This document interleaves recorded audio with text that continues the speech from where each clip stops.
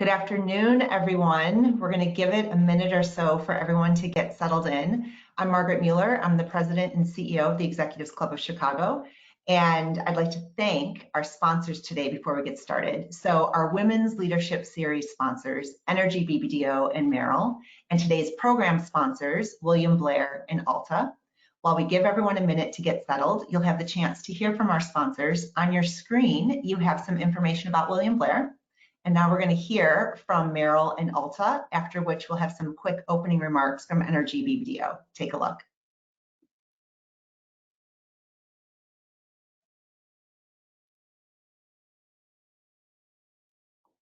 It all comes down to a single, defining moment. When a plan stops being a plan and gets set into motion. Today's Merrill can help you get there with the people, tools, and personalized advice to help turn your ambitions into action. What would you like the power to do?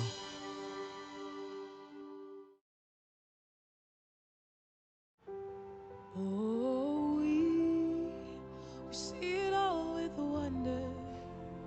We dream in every color, and we come alive. This is where our dreams begin. There's a light in the dark. There's a hope. There's a spark in our hearts that won't go dim. This is where our dreams begin. Okay, so some quick housekeeping. We are excited to use our new webinar platform this season. So for those of you who are new, I'll just walk through a couple of elements. If you hover your mouse in the top right-hand corner, there's a small orange arrow. If you click on it, it opens up the control panel. So there you will notice the drop-down arrows where you can open up a handout from today's program, which has the agenda and some upcoming programs.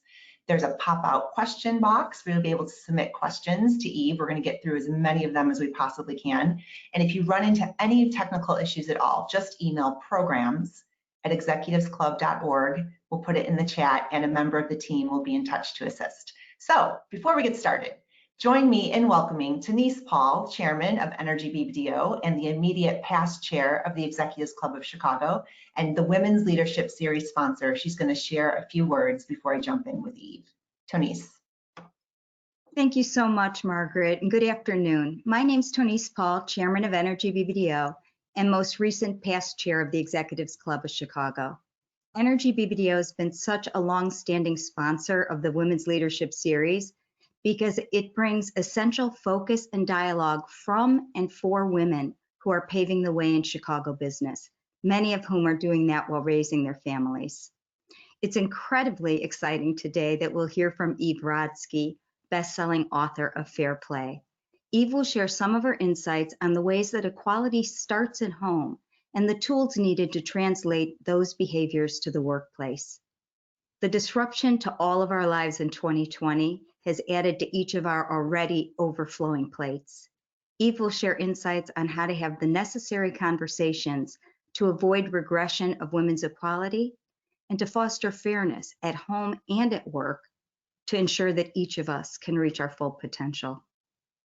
I encourage everyone tuning in today to read Fair Play. You're certainly going to want to after the discussion with Eve. It's a wonderful read that can be life-changing and sanity-saving. I also want to remind you that the club will be hosting a members-only book discussion with Eve on November 5th from 12 to 1. That discussion will be facilitated by Emily Daskow, Executive Vice President of Energy BBDO.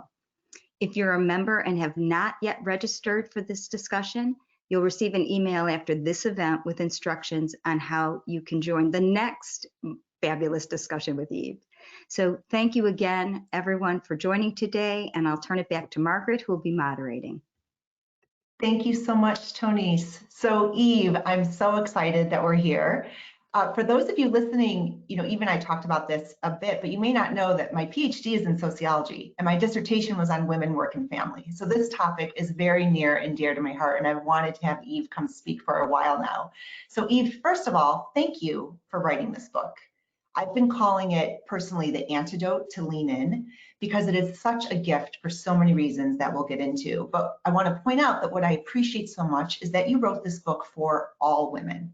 And I feel like too often the voices that we hear about work-life balance or having it all are either coming from high-powered women who have tremendous resources, or women who have exited traditional corporate America and have found a more flexible situation. And I keep asking, but what about the millions of women who are trying to grow their careers in a corporate work structure with a dual career partnership while raising kids? And for many of them, it starts to feel untenable and they hit an inflection point. And their problem's not leaning in. You know what they need are partners, employers, and other support that they can lean on at home. So enter Fair Play. Thank you. So can you share a little bit about your journey to writing this book? Thank you so much. Can you hear me now? Okay, good. Yep, I can hear you. Yep. Thank you for having me. Thank you all for being here and your valuable time. I know we have a book club to go really practical. We're going to get to unpack some of the systems that Margaret and I have majored in. Like you said, thank you for being a sociology major. Yes, I will say the New York Times, they just had an article this week that said a new study came out showing that women are more likely to blame themselves than ask for help from their partners. I found in Fair Play that women were twice as likely to ask for help from their children than to consider their partner as a true co-CEO in their home. So that's where I was. I was inspired to write Fair Play 8 years ago. Margaret, I was just like everybody on this call, right? A woman in the traditional corporate workforce trying to make it, same thing like you said, with 2 kids at the time. And what had happened to me right around that time, and what inspired me to write this book was actually a text from my husband, Seth. So if you've read Fair Play, you know that text. And this is all for the men here who I love. Fair Play has become a love letter to men. So thank you for being here, and we'll explain why the system is not working for you either.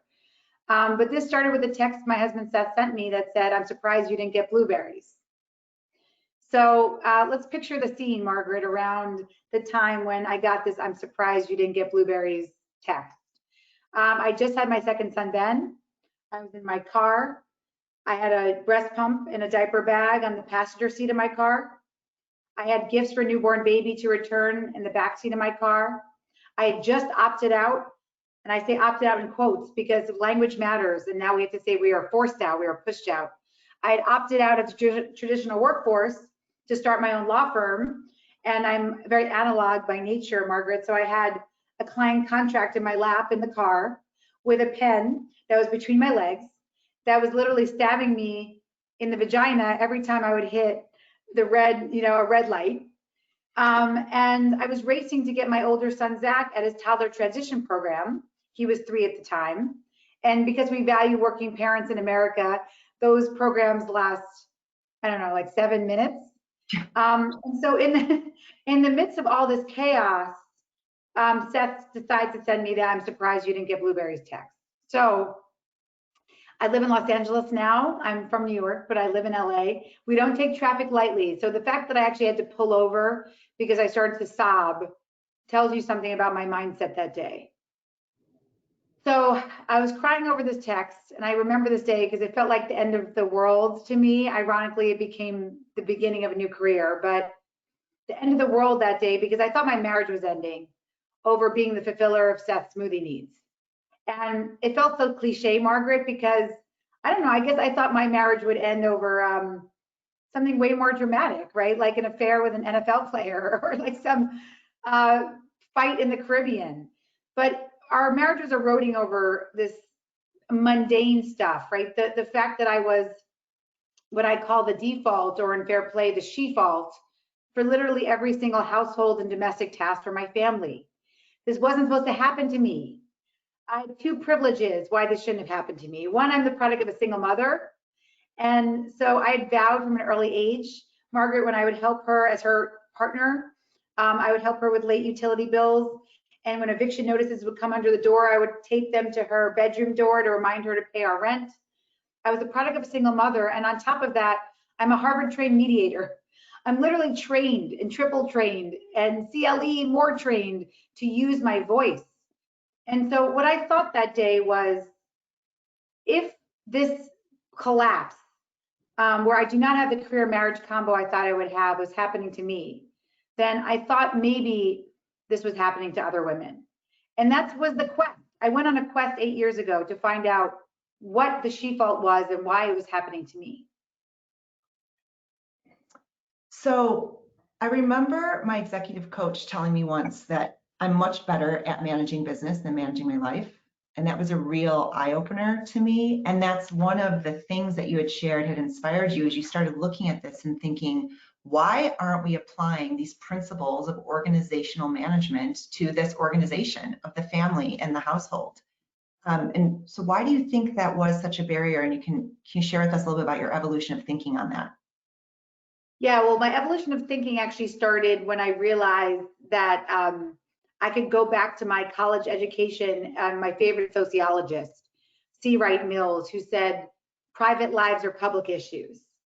Because this is the problem, Margaret. The home is really dangerous because it presents really small.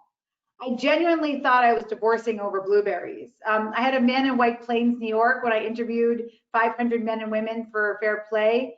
One man said to me he was divorcing over a glue stick. So we can unpack that all you want, right? But because the home presents really small, we fail to see that there are bigger issues at play. And one of the key findings of Fair Play was this idea that we don't treat our home with any respect and rigor because traditionally it's been a female domain. And so it's not valued. So when you don't value something, you don't spend time on it, you don't prioritize it. And so I started to think about what it would be like if I treated my home as my most important organization. So let me tell you about a breast cancer march I went on right after my blueberries text, because it reminds me a lot of the women like you, Margaret, who are powerful and amazing, but exactly what you said, bring a lot more rigor and respect to their work than they do to their home life. So I was with those women. I was with 9 other women on this breast cancer march right after the blueberries text. This was again about 8 years ago. And we were all in pink and we were marching for courage, strength, and power, holding signs, not just a female problem. We were honoring our friend, my friend Lori, who had passed away of breast cancer after law school. And it was like the reverse Cinderella.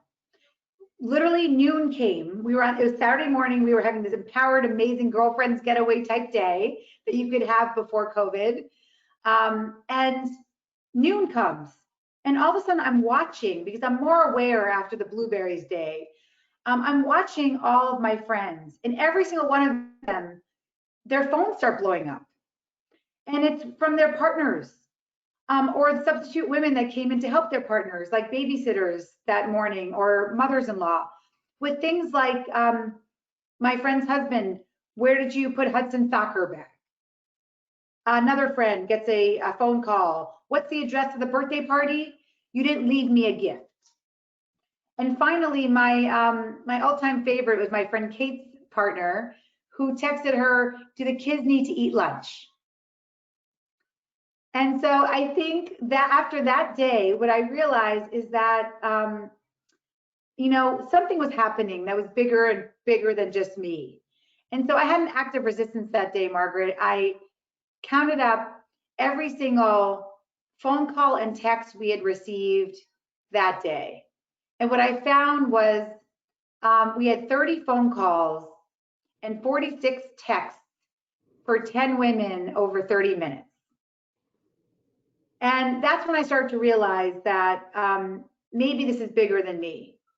Mm-hmm. And that's what happened that day. Was I decided to start researching what the she fault was. And it turns out that the she fault has a name. And again, this affects men too, because the ideal worker situation, we will unpack that. It does not work to center our lives around work, as opposed to center our lives around what matters to us, our family. And I think that's what COVID is showing us, that work-life integration can be a lot more integrated. But the she fault has a name. You may have heard of the second shift, which I hadn't actually, but you may have because you were a sociology major. You may have heard of the word emotional labor. You may have heard of the word the mental load. But my favorite term of all, Margaret, was 1986. Arlene Kaplan-Daniels, a sociologist, wrote an article called Invisible Work, that women's work in the home would be considered invisible because it's not valued. And that became my favorite term. I always use it because it was a dream. I thought, okay, if it's invisible, then all I have to do to Seth is make it visible. And so like any great executive, what I did was I opened up Excel and I made a spreadsheet. I titled it The Shit I Do. I called all those women that were with me on the breast cancer march, and I started populating the Shit I Do spreadsheet. And we're going to share some of that, and you share it in your book too. So let's do a quick survey for our audience.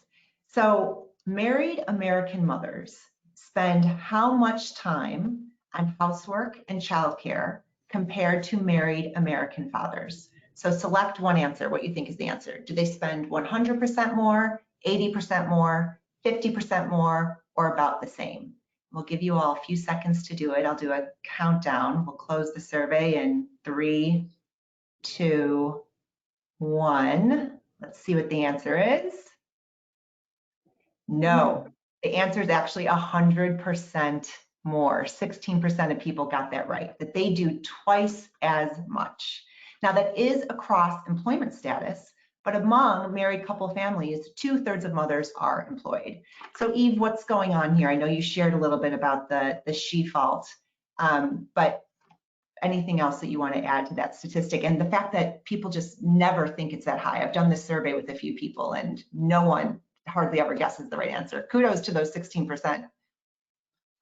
Well, it's actually it's getting worse during COVID now. I think, and we'll talk about the beauty of COVID, but some of the bummer of COVID is that a lot of people thought men would do more housework, but that doesn't just happen. It's not like a fairy can come and just rechange the whole structure of your home. And I think that's what a lot of people think, right? Well, he should just know what to do, or this isn't hetero cisgender relationships, but actually in same-sex relationships, a lot of these people talk about the patterns and the data from that a little bit later, I know, Margaret. But the Should I Do spreadsheet was interesting for me because I truly thought that making a list was the answer.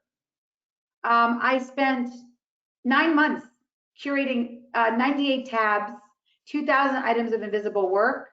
I had women I didn't even know at the end, Margaret, get the spreadsheet. It sort of went viral amongst communities where they were saying things to me like, ooh, I got your spreadsheet of the 2,000 items of invisible work that women do, but actually you forgot Elf on the Shelf. And I was like, well, okay, actually, no, I didn't. You just didn't check the magical beings tab well enough. It's actually after the lucky leprechaun, right above Santa, you know? And then it would be, another woman would say to me, I noticed you put attending dental appointments, and of course you put making school lunches, and you put a sunscreen, but you put sunscreen to 2 minutes. What about the 30 minutes for the chase? And so I wrote down like 30 minutes for the chase. And it was this beautiful communal exercise of women. And it was actually one of the best things I ever did for my life because it showed me that my problem was not about blueberries, that this was a more systemic issue. But what it didn't do is change the dynamic of my household. Because lists alone don't work. And I know that because I sent Seth with no context. And some of you men out there may have had this happen to you where you just get some random ass article in the middle of the day and you're like, I have no idea what my wife is trying to tell me. But I basically didn't use any of the communication techniques I teach my clients. And I sent Seth off a 19 million megabyte spreadsheet with no context, just called the Should I Do, and in the subject line, can't wait to discuss. Yeah, effective communication.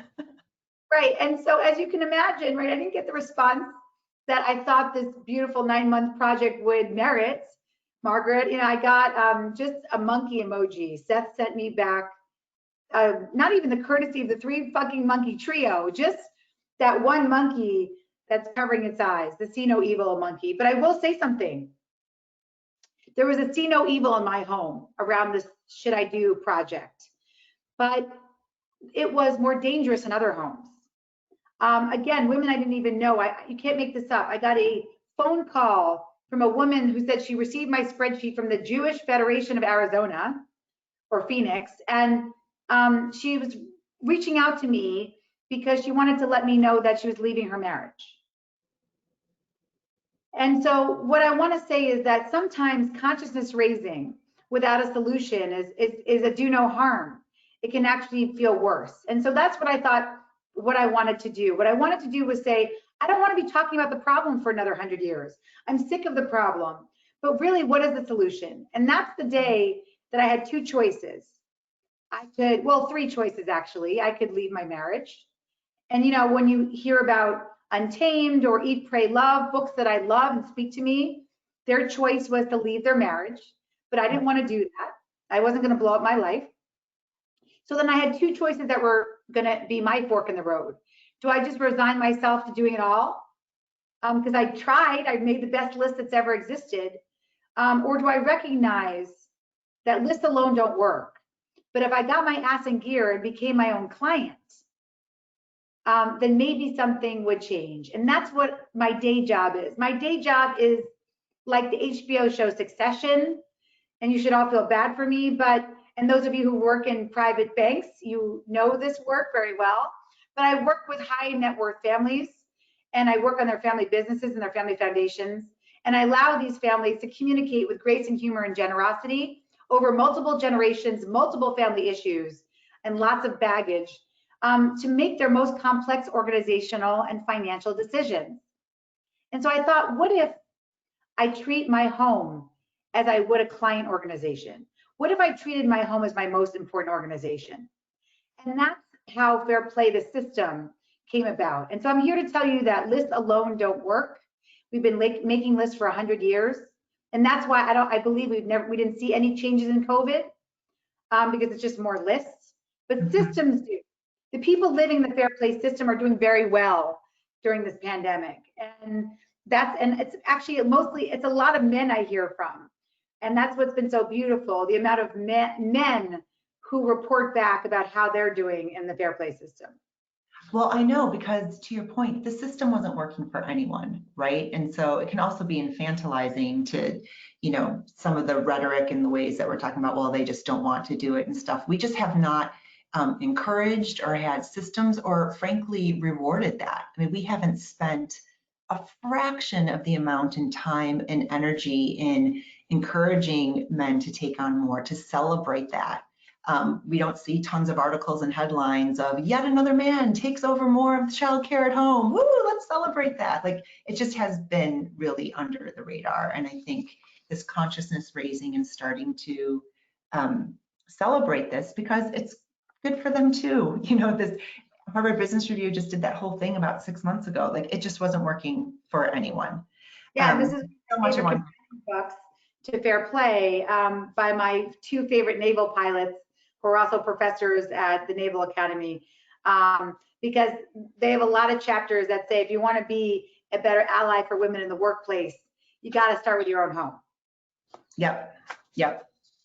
So we know that one of the big reasons what we're talking about is that this can really get in the way of career advancement, but I want to talk a little bit about when those tables are turned, which is the case in my household. So 1/3 of women are primary breadwinners in their household, and that number continues to grow. And when we look at women of color, it's actually 85%, you told me, right? They're the breadwinner in the household. And we have a lot of breadwinning women listening today. That's a big part of our membership. So for married women who don't work for pay outside the home, they do about 3/4 of that housework and childcare. And for dual career couples, that only drops to about 2/3, meaning these women are still doing the majority of the housework and childcare while they're managing their careers. And so one might think, though, that for women who are the primary breadwinner, that must go way down. So does it? Do the primary breadwinners do much less at home? Well, it depends on what you're measuring. And actually, I'm working with a lot of psychologists and sociologists who do basic research to make sure that they're actually measuring the right thing. So let me give you the key premise of Fair Play, and then I'll tell you, I can answer your breadwinning question better to break it down. So when I started to think about the home, Margaret, as your most important organization, I decided to focus on mustard. because it was a great question I could ask, you know, hundreds of people and get very systemic answers. So one of my favorite questions to ask was, how did mustard get into your refrigerator? Or if it's not in your refrigerator, pick your favorite condiment. And so what I heard was steps that related to organizational management, which was, if we're looking at this from an organizational lens, or like some of my favorite positive organizational scholarship. So this is all distilled in Fair Play, so you don't have to read the Oxford handbook of this, but just trust me that you can look at my bibliography. This is a very science-based book, even though it's supposed to be fun when you read it. There's a lot of cursing and humor, but think about mustard. So mustard gets in your refrigerator for three reasons. One, someone knows, right, has to know that your second son, Johnny, Margaret, likes French's yellow mustard with his protein. Otherwise, he chokes. He won't eat it. So that's what we call in the organizational project management, the conception. And then somebody has to monitor that mustard for when it's running low and put it on a grocery list with everything else you need for the week, with the menu planning, maybe snacks for your after school activity. Do you need that for, you know, the goldfish for your Little League, right? So you're putting mustard on a list with everything else you need for the week. That in organizational project management is what we call planning. And then someone actually has to get their butt to the store to go purchase the French's yellow mustard. Obviously now it's a little more complicated because we need gloves, masks, face shields, whatever we wear to the supermarket. But that's what we call the execution phase. So when I was able to break down domestic tasks as conception, planning, and execution, what I found consistently, and this applied very, very, very strongly to breadwinning mothers, was that men were stepping in at the execution phase. And then you guys, you're bringing home spicy Dijon every fucking time. And I asked you, French's yellow. And don't you sit at this table? Haven't you seen what Johnny eats for 7 years, right? And all of a sudden you can hear my tone is changing, my intonation is changing, I'm cursing, right? We're not talking about mustard anymore. We're talking about accountability and trust. And so that's what I saw. What I saw was that even in breadwinning mothers, many of them reported to holding the conception and planning, the cognitive labor. And the good news was that there was a big study out of Harvard that proves that professional women hold the cognitive labor. It's not rocket science, but I'm glad it was proven by science the same month that Fair Play came out. Cognitive labor held by professional women, regardless of whether they're the primary breadwinners. And in primary breadwinner women household, men were doing more execution. But that doesn't help us with the number one thing women said they hated about home life. The number one thing, and now over thousands of interviews, that women told me they hated about home life was that they can't shut their mind off. Mm-hmm. Was that they have autoimmune diseases, they have insomnia, they are on Lexapro, Zoloft to get through the day, Ativan, alcohol, right? It is this, how I need external help to shut my mind off. Mm-hmm. And the number one thing men told me they hated about home life was that they couldn't get anything right, that they felt nagged all the time. And why they were nagged was because every time they would try to get the mustard, it was wrong. So the only way to alleviate both of those things at the same time is to move from this mess up where we're holding the cognitive labor and men are our helpers to an ownership mindset. Mm-hmm. Where you are, whoever's holding the groceries card, you know, or the dishes card, or the bedtime routine card, or medical and healthy living, or friendships and social media, or cleaning, or diapering and potty training, or home goods and supplies, you're holding it. When you hold it, you're holding it from start to finish, from conception to planning to execution. Like you would at work, right? I mean, that's what's just so striking to me. And and I'm sure it's going to be surprising for many people on this program today too. Like, until my coach said it and you said it in the book, I couldn't believe that I was treating, as a very successful professional, I was treating these two different realms of my life so differently, and like failing miserably at one and, doing well at the other. And it was such a disconnect. So, I mean, just this idea alone, I think, is tremendously groundbreaking. So when we booked you last spring, we never could have predicted what the world was going to be like when we actually got together. I mean, it's changed so dramatically. We're still in the throes of this global pandemic. We know that women's jobs have been hit hardest by COVID. Care work in the home has just ballooned with children out of school. We also have elder care needs that have increased. And so many social scientists and policymakers and activists are raising the alarm about the long-term consequences that this may have for women's career advancement. And New York Times last Monday, big headline, our formal economy is only possible because it is subsidized by women's unpaid work. And a lot of women are reaching an inflection point. I think a lot of women on this call are also struggling. So what do you see happening right now? What do you see some of the paths forward? Well, first of all, I see you all. And again, thank you for being with us. We're all cultural warriors. We're here to support each other. This is not about blueberries or your fight about the sponge in the sink, right? This is a systemic issue. So I would say hold on. Try to hold on through this terrible time and recognize that you have support. And again, thank you for the men who are listening today, because if you are a manager, if you're an ally, if you have a wife in the workforce, if you have children, this is a conversation that's obviously just as relevant to you. So what do I see? Well, I see a few things. One, I see that 865,000 women left the workforce. And most of the headlines, Margaret, say inevitably, invariably, women hold more of the housework and childcare. But this is not inevitable. This is actually not invariable. This is actually evitable. So I think that's the first thing. These are evitable decisions that we've made not to value care. It's helped us up to this point, but as we know, just like climate change, just like the economy, we have to find more sustainable ways to live. And that's why I like to say this current situation is not helping men either. This idea of an ideal worker does not help men either. So what I will say is that the #1 bias against women is childcare and housework. It's the #1 bias against women. Women lose 5 to 10% of their wages for every child that they bring into the world because of the perception that they will not be committed to the workforce.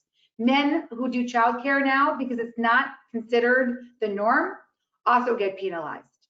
So what I would say is that what we can do as a society, the most important thing we can do as a society is to normalize these conversations. I got to say this in Davos, to the top men in their corporations, don't hide when you go to your child's basketball game at 3 o'clock. Don't be the first call on the school's call list for when your child is sick. It'll take a while, because actually I called schools.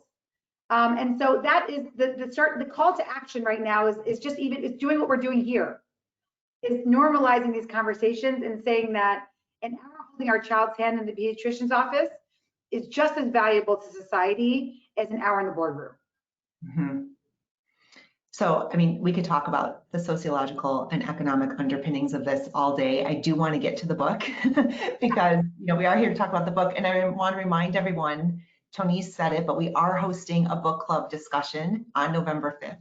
It's such a treat because Eve is going to get really practical. So if you want to start, implementing the system, and that's a place where we can get really, really practical about the personal hurdles, we can dig in there. Yeah, it'll be really good. So, fair play is built on this premise that a gendered division of housework will not be made equal by women doing less, but by men doing more. And you're very intentional about saying equitable, not equal. Why is that? Because I think 50-50 is the wrong equation. And I actually think the idea of 50-50 has held us back for so many years. And I'll explain why. I don't know what 50-50 means in the workplace. My colleague doesn't do 50% of the work and I do 50% of the work. I would literally have no idea what that would mean. Do I go get the coffee one day, you go get the coffee the next day? Do I work on this PowerPoint one page, you work on the next page? That would be crazy and mind numbing. Same thing for the home. It doesn't work. What works is an ownership mindset. So for me, what I mean by that is that when I realized, because fair play is a metaphor, like we said, the should I do spreadsheet became 100 cards. It's actually an invitation to play, because that was another thing men said to me, was that the invitation to talk about housework does not feel inviting. Often it's a we need to talk, or dumping wet clothes on my pillow when I forget to put them in the dryer. So we'll talk about communication later. But for me, it was this idea where I said to Seth, I want to move to an ownership mindset.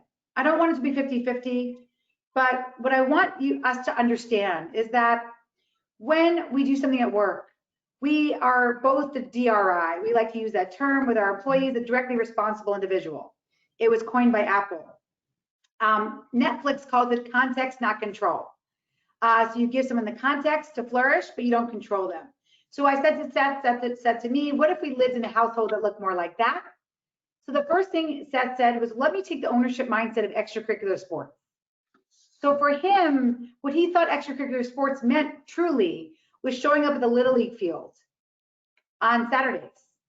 But when I told him the conception and planning behind that was surveying our kids and their friends for what leagues they want to play in, to logging into the Little League portal that never seems to recognize my password, to Xeroxing 5 copies of a birth certificate, to arranging snack once every 7 weeks, to arranging for a coach's gift, for organizing carpool. What I realized is when Seth was willing to take on all of the conception, planning, and execution just for that one card out of 100, I got 6 hours of my week back. 6 hours. And that's what I realized. Change can start small. So I think 50-50 is very overwhelming. I think it also feels unfair. If someone is a primary breadwinner, I would never expect the other person to hold 50% of the childcare and housework, but it has to be something that feels fair and equitable to two people. And that's really, again, what the directly responsible individual means. It's this idea that the ownership mindset will change your life because it's something you don't have to think about. It gets you closer to an unencumbered mind, which is what Virginia Woolf said is the reason why women were not Shakespeare, because we don't have unencumbered minds. Mm-hmm. Right. And, we were talking a little bit in the pre-room before this about, when you don't have an unencumbered mind and the space that's taking up, it does impact how creatively you can think at work too, right? Like when your mind is cluttered, and you had shared with us a little bit about the top CEOs. I don't know if you want to repeat that because not everyone was able to hear that. Well, I think what's fascinating is that so much of the top CEOs, the number one word actually for next year, 2021, is focus and attention. And so women are now being interrupted every 3 minutes and 24 seconds. So if the top word is going to be focus and attention for 2021, then we're going to have to find a way to be unavailable. And that requires, if you're lucky enough to have 2 partners in a home, getting way more intentional about the home part of your home and work equation.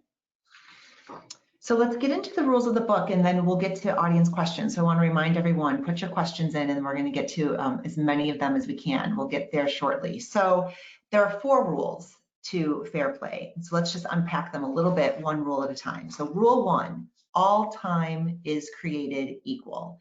As you illustrate, this could at times require a profound attitude adjustment, especially for some more traditionally gendered partnerships. So how and why did this become a rule? So the 4 rules, I'd say the 2 are consciousness raising. So then in your brain, you can take a halftime break after that. And the next 2 are in the future, when you want to start implementing the system, you could take those rules on. But remember, we're doing an hour of consciousness raising that I did in 8 years. Mm-hmm. So, catching up, feeling that this is a new consciousness raising exercise, like that's enough. So rule 1 was the core finding of fair play, Margaret. It was this idea that, as I said, the home presents really small. So as a mediator, we're like sleuths. So I'm taught that the presenting problem is never the real problem. And so when I realized that this is not about glue sticks or blueberries, you start to unpack what is the real problem. Well, the real problem is, and this is profound and a little esoteric, but stay with me, men, women, and society. And this is not individual men's problem. This is a societal problem. And we'll talk about how individual men can be part of the solution, but Men, women in society, we view and we value men's time as finite, like diamonds, and we guard it like that. And we view, value, and treat women's time as infinite, like sand. So if you remember Days of Our Lives, just think of the hourglass where the sand is pouring through. That's women's time. So that sounds super esoteric, diamonds and sand. But what do I mean by that in real life? Well, what I mean by that is we know men's time is more valuable than women's time in the workplace because you're paid more than us. And even for the same work, a non-Hispanic man makes $1 for every 50 cents a woman of color makes. And if women enter a male profession, the salaries go down. If men enter a women's profession, like computer programming was in the 70s, salaries go up and the job becomes valued. So we know that time is not valued in the workplace. But I think, Margaret, what I was so shocked by was women. It's why I decided I had to write to women in Fair Play. Women were the ones who devalued and guarded men's time the most. And so what I mean by that is I asked women all over this country, all walks of life, why are you the one picking up the phone call from the school? Why? Why are you the one being interrupted when your kid's Zoom goes out? And over, it came into 3 answers. One was, well, my husband has the health insurance. My job is more flexible. He makes more money than me. Okay, so we already said that time is money argument's not going to work. That would mean that because I chose philanthropy, Margaret, that I have, I'm relegated to all the invisible work in my household because Seth chose private equity. I would argue my job is more valuable because I'm actually helping people give money away into society. So the time is money argument, terrible argument for women. But then the other 2 more insidious arguments, one was the one I told myself, and I call these toxic time messages because they're not true, but we often say them to ourselves. One was, well, I'm a better multitasker. I grew up in a single mom household. I just can get it done. I have a superpower. Multitasking is my superpower. Seth is better at focusing on one task at a time. So for that one, I had to go to one of the top neuroscientists in the country. I asked him, are women better multitaskers? And he said, there's no inherent difference in our ability to multitask. There's no difference in our brain. But he said something off the record that was more profound. And actually, it was the only other day that I remember sobbing, other than the day that I got the I'm surprised you didn't get blueberries text. And what he said to me was, imagine, Eve, we, men, could convince you, women, that you're better at wiping asses and doing dishes. Think about how great that is for my tenure, my leisure time, my time to play golf, and it's no skin off my back because you think you're better at it and you want to do it. It was like Usual Suspects, like Kaiser Soze. I felt like my whole veneer of this armor I gave myself that somehow having it all meant doing it all was cracking. So I cried in his office that day. That he probably thought I was really unhinged, but it was a very powerful day for me to hear that. Yeah. No, we're not better at multitasking. In fact, multitasking sucks for everybody. Back to the word for 2021, focus. And then the other thing I heard so much was, well, in the time it takes me to tell him, her, they what to do, I could just do it myself. So for that one, I went to my economics training. My good friend Dan Ariely is a great behavioral economist. And I said, in the time it takes me to tell him what to do, I should do it myself. He said that's the worst argument he's ever heard for women because that's devaluing your future time. That's a terrible argument.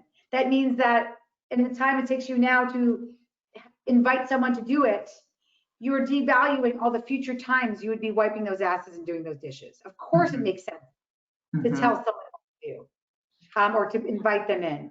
So we have to retire those toxic time messages where we believe men's time is more valuable. Do you believe, and I'm talking to the women out there, that your time is diamonds?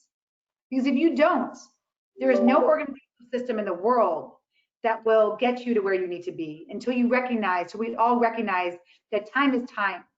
And that women and men, we both just get 24 hours in a day. And that I want to be able to have as much time choice over how I use my day than my partner. That's the core premise of Fair Play. Yeah. And I see some questions coming in, and some of them we're actually going to get to, so this is good. So rule number 2, your second consciousness raising rule. reclaim your right to be interesting. And I laugh because whenever people ask me, so what do you do for fun? I just cringe. I hate that question. And I usually give some sort of apologetic answer like, well, if you asked me 5 years ago before I had kids, I'd give you all sorts of interesting answers. And so reading this in your book, though, was a real wake-up call for me personally, because I do feel like I've become quite boring in these last few years. So what did this mean to you, and how did you come to this role? Well, first it was this idea that I would see all these memes like take a walk on the block or, get self-care. I'd be like, well, thanks for your freaking recommendation for self-care. I'll just add it to the list of things I have to do. Right. I don't believe in shaming women to say that you have to add something to your plate. I believe you have to take some of this off your plate first, right, to get that time back. And that time I call unicorn space. And why do I call it unicorn space? Because like the mythical equine, it doesn't fucking exist. Unless, for men and women, unless we reclaim it. We are very conditioned to be our roles, to be parents, partners, professionals. But what about us? What is it that makes you uniquely you, and how do you share that with the world? Make your leisure time nutritious, not self-care. I don't mean a CBD oil pedicure or even a run in the park. I mean active pursuits. That is linked to your longevity and it's linked to your mental health. And so what I mean is that it could be great to listen to a podcast, but like Margaret, today you're interviewing me, right? That's an active pursuit. It may be great to eat pies. My self-care is emotional eating. Lots of trans fat and Lucky Charms in the middle of the night, late night. But baking that pie, the Lucky Charms pie, is the active pursuit. So what is your unicorn space? And if you don't have it, then this is actually the one place where I tell partners 50-50. Because the midlife crisis I found in my research was not about breast implants. It was not about a green Ferrari. It was that the person who's supposed to love you the most resents you the most for the things that you told me make you happiest. And so if it's self-care, if it's your being with adult friendships, if it's your unicorn space, like fixing ham radios, like this awesome guy in Chicago told me, do you feel guilty when you do that? Do you believe you have a permission to be unavailable from your family? Mm-hmm. If your answer is no, then something is wrong. Yeah. Because we need a permission to be unavailable. Ironically, the too much togetherness, which has now been forced on us more by the pandemic, is a bad thing. To be in a good partnership, we need to have our own individual life, passions, and unavailability. Yeah. So let's quickly go through the second two rules, because we'll do more of this in the book group discussion. We'll really get into it, but let's at least give everyone an overview. So rule 3, start where you are now. So how do we do that? What does that mean? Communication. So many people say to me that they wish they could do this, but that they can't talk to their partner about domestic life. So back to that amazing woman that I'll never forget, because she was one of my first interviews, and I would write, remember, I'm very analog, doesn't communicate about domestic life. I don't communicate about domestic life. I wish I could talk to my partner about dishes, but we just get into a fight. Okay, 20 minutes later, Margaret, unironically, she says, well, every time I tell my partner forgets to put the wash in the dryer, I dump it on his pillow. Another woman, Danny, I remember her, Danny C, I won't give her last name, said, I don't communicate about domestic life. Then I find out that she started an Instagram account called The Shit My Husband Doesn't Pick Up. And she publicly shames him on Instagram. Mm-hmm. So what I'm here to tell you as a mediator is I can go on your Nest Cam today and I'll see 5 ways you're communicating about domestic life. Even if you're a single mother, the way you're communicating with your children or a single parent, I don't even need to see what you say. And so what I'm here to say that start where you are now means the small thing you can do starting today is think about your communication and not a start, but how it's going to shift to be more productive. And so I think that's the number one thing I will say. The number one thing I found in my interviews with men and women was that women love to give feedback in the moment, and men love to be avoided and not have the conversations until they need to have these conversations. That's communicating. And so when we can get into a new pattern of communication, when this is the 3 steps, you can start it today, but it's really so simple, but so profound and hard. And that's this idea of 1, we have to recognize we're already communicating. 2, We have to stop giving feedback in the moment. Why is the sponge in the sink? Did you get him on the Zoom? Because our partners can't hear us. And 3, that means we need a time. We have to invest in our relationship the way we're investing in hand sanitizer. A 10-minute a night check-in changed my life. Communication is a practice, not a means to an end. Changed my life. Seth and I prioritize our 10-minute check-in at night more than we prioritize exercise, more than we prioritize meditation or anything else. It's the number one thing that has saved our sanity during the pandemic. But it's a practice. It's just like exercise. You're not going to want to do it, but afterwards you feel amazing. That 10-minute check-in is starting where you are now. Yep. Again, like we do with the people we manage at work, right? Yeah, yes, exactly. So the 4th rule, establish your values and standards. And so I do want to talk about this a little bit in the context of the pandemic, and it is related to one of the questions that came through. So I'm going to try to tie them together. But one of the barriers to equity that you mentioned is this my way or move out mentality. That when women hold on to the sense of, well, it has to be done a certain way, and I can do it better, and he just doesn't do it as well, and then they won't let it go because they think it's just easier or better if they do it, that this is a real problem. And so I'm wondering if you've seen a shift at all with this, with COVID, because personally in our house, we let a lot of things go during quarantine. I mean, I'm embarrassed at how much screen time our kids had, but it was, again, one of the gifts. It was really liberating. I mean, all these things I thought were important that we just let go, it's actually helped a lot.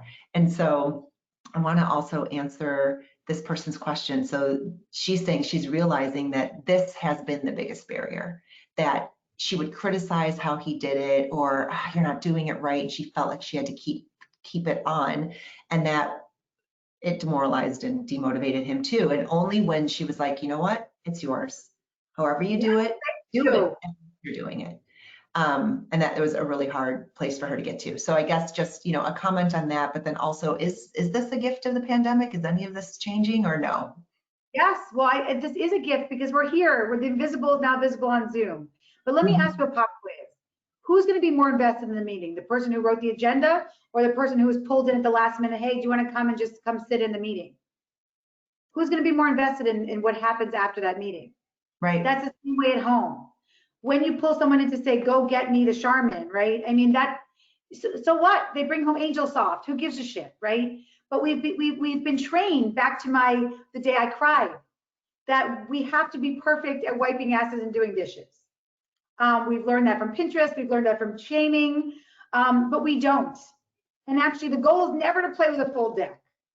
Obviously, the less cards you play with, the easier it will be to balance.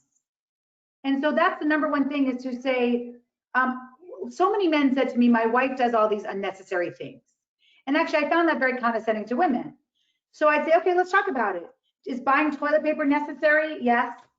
Is diapering your child necessary? Oh yeah, I guess. Is cleaning your house necessary? Yes. So what I realized was that it was really important to get the buy-in together, because what you realize is it's not that my wife does all these unnecessary things. What it meant was my wife's standards were unnecessary.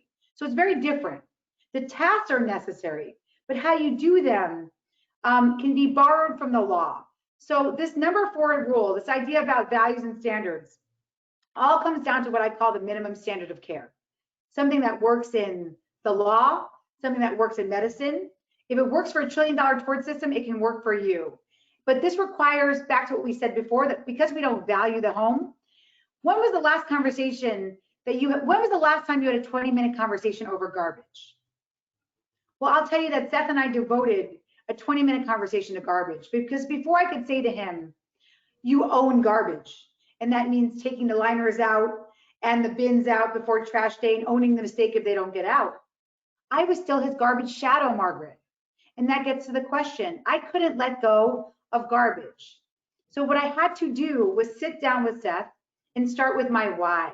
My minimum standard of care came out of the fact that I said to Seth, you don't know this about me, but actually I didn't have a garbage can growing up.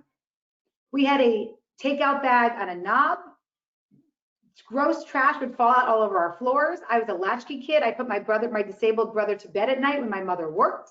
And that meant when he asked for water, I would see cockroaches and water bugs all over my kitchen when I turn on the light. And so when I see a banana peel sneaking out of the garbage, I feel like I'm a latchkey kid again. And I don't want to go back to that.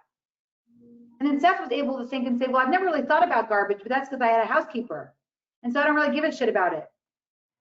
But it matters to me. So either I could resign myself to doing it all and start taking out the garbage again, or I could say to Seth, what would a minimum standard of care be that we could both live with where you would still own garbage? And that's where Seth said, I can take it out once a day. And that was like Jesus walking on water. It was the first time in my life where garbage started going out once a day, and I never had to bring it up again. Because we'd come up with a minimum standard of care. He recognized it was his responsibility, and I let go, saying I would love it to be taken out every hour, especially on the weekends, but it's gonna go out once a day, and I can trust that it will. Back to accountability and trust.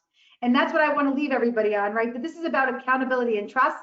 This is not about sponges or blueberries, but how can you bring deeper conversations to the home where you're treating your home with some respect and rigor, so you get to that accountability and trust, and you get vulnerable by practicing these types of conversations. You know, some of these questions are so cathartic. I could tell, like, it's just been so cathartic for them to write them. And there's just one, we only have a few minutes left. I do want to read this one because it's probably on the mind of many people. I'm just going to read it verbatim. I'm so conditioned to our current situation that I actually take offense when my partner tries to take on tasks. If I do a big grocery run and the next day he runs out and gets a few things he needs, for example, I didn't get blueberries, just like at work, I take that as criticism as to how I did the grocery run, that he thinks I can't do it all, so he has to. The kids are still screaming in their beds at 9 p.m. and he has to come up from his computer and take over because I couldn't do it. He would never say it, but it's how I take it. And I need to get out of that mindset, and I know that's on me. Has Eve come across any commentary around this type of mindset in her research? Absolutely. I call you a new superwoman. You'll see it in the book. And I'll tell you, as a new superwoman, that mindset leads to ailments. There are serious costs to your identity, to what your kids see, to your physical and mental health. I don't want you to end up with Hashimoto's disease. I don't want you to end up with insomnia. I don't want you to end up resenting your partner because you think they're criticizing you all the time. Typically, that's how we're communicating. What your husband is doing is giving you feedback in the moment. Oh, you couldn't do it again, right? But if you customized your defaults and your husband was always in charge of bedtime routine, then he wouldn't have to rescue you because he would recognize that it was his responsibility. This requires a whole different mindset to what we've been conditioned to for 40, 30, 40, 50 years. If there's younger people on this call, great, because you'll do it better than we did it. But that's why I said this is a consciousness raising that took me 8 years in 1 hour. So for you to even get to the fact that you recognize that you had that mindset means that we did our job here today. Just given that consciousness, observe for a while, don't do anything about it. But obviously you can read Fair Play, you can come to our book club where we can really unpack how to start getting out of those patterns. But just having that recognition today is amazing, and just give yourself some grace and gratitude for the fact that you were able to recognize that that is a conditioning and it's not your fault, that we've all been led to believe this, that our time is sand. Yep. I know. I mean, I wish we had several more hours, but we do have the book club. So read the book, come to that. So I want to end on some hope, you know, a message of hope. So a group of economists right in our own backyard here at Northwestern University just published a paper this month. And what they're seeing is a weakening of gender norms that have historically produced a lopsided distribution in the division of labor at home. And it's just one study, so who knows how it'll play out. But what are you seeing as the promises of this moment? What are the top 1, 2, 3, whatever you want to say, things that employers and managers can be doing right now? Well, back to my love of my naval pilots, the men who got Fair Play earliest, ironically, well, not ironically, it makes sense, are men who love systems, right? So it was the military men that came to me first, and it was the coaches who understand the point of knowing your role. You don't put your point guard in as your center in most cases, unless you're like LeBron and can play every position, right? So that has been the beauty, is that you would never see a book like this called Good Guys that was at Harvard Business Review, where 2 chapters are devoted to what it looks like to be an ally at home, right? To what it looks like for men at Davos to ask me what I can do to right the imbalances in my home. Because every time, like our beautiful friend who asked that question, I try to come and take over bedtime routine, my wife takes it as criticism. Right, so it is, to me, the beauty of this time is we're finally recognizing, I'll end on the Google engineer who said to me that he had a work-life equation and he realized he was ignoring life in his work-life equation. If he ever coded that way in math for work and he forgot and ignored an important variable, his system would crash.